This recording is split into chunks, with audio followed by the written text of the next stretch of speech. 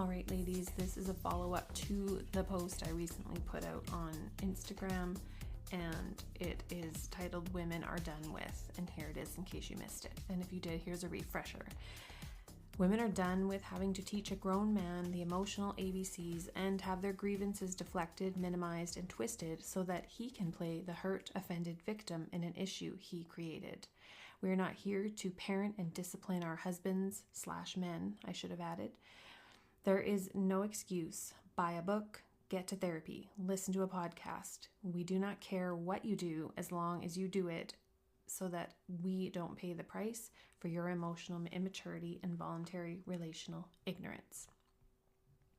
So this really comes through, as you can see, there is a plethora of information on personal growth and relationships online. We're inundated with it. And me being in this space, I am even more inundated with it because I see a lot of relational posts, because I'm reading a lot of relational posts. And I'm interested in it. It's something I really love to learn about, but from key people, from people that actually, honestly, it's people who have the credentials, the experience. They're not just putting up a sign as being a relationship coach, but they're actually some of the really, good quality thought leaders that have credentials in counseling or something of the sort, so that they actually have a background to stand on. I really look at that.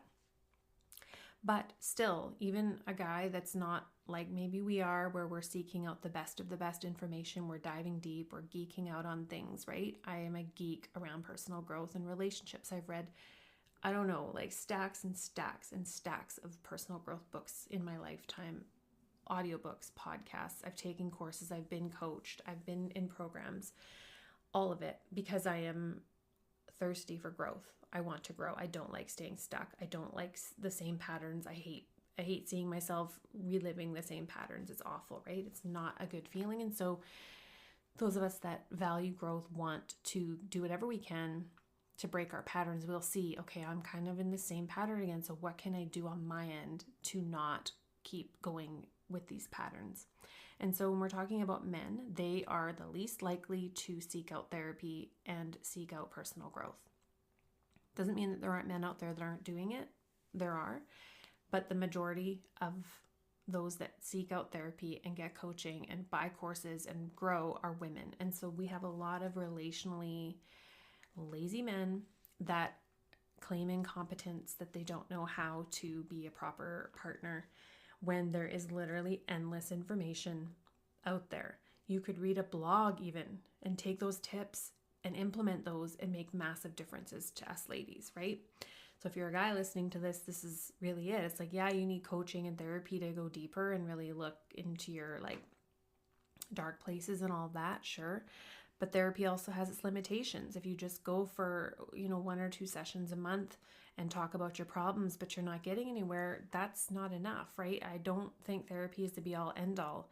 And I have a background in this, and I find it has its limitations. It's great for certain things if you can find the right person, but we also have to take accountability for what we're doing on a day-to-day basis to grow and expand our minds and learn from other people who have been there, right? How else are we going to know any different if we aren't learning different? And so for guys who claim that they're too busy, that there's not enough time, there's not enough money, or it's too expensive, or whatever it might be, guys won't invest in paying for things when it comes to their growth, or just that they claim they don't know any better or they're doing their best. No, you're not. You can go and you can Google, how can I improve my closeness with my partner? How can I build connection with my woman? How can I make my woman happier and have a better relationship with her? How can I be a more emotionally available man? There is endless information. And if you simply just took one blog and then made it your mission to practice the tips, man, you'd be ahead of most men out there claiming to be relationally stupid, that don't know a thing about how to show up and be a good person. All right, so that's my spiel on that. I have no tolerance for that, because there's also endless podcasts. Now there are a lot of men leaders that have podcasts that they're also talking to men, and it's free. It doesn't cost money. It takes some time to listen to a podcast and maybe glean one thing from it and implement. If you did that every week and you implemented one new thing and brought it into your life for yourself, your own growth, and your relationship, it would move mountains, right? We just want to see effort, that you're taking it seriously. You're taking your relationship with us seriously, that you value it as much as we're valuing it because we're putting so much into it. And us ladies, we do this. We overdo it. We do too much. We're too nice. There's too much giving, rescuing, enabling, overfunctioning, and we're not getting any of that back in the relationship. And the thing is, we don't want men who are women. We don't want that. But we want a man who is emotionally balanced, who is emotionally stable, who is trustworthy, consistent, solid, and a few other things. So we're going to get into what I think there are 5 essential ingredients. There's lots more, but I think just the 5 essentials that if a man is practicing these things, and of course, ladies, you're doing the same, right? I'm assuming here all of the women are on the growth path, right? You're all looking to improve yourselves and improve your lives and change your patterns and all that, or you wouldn't be here.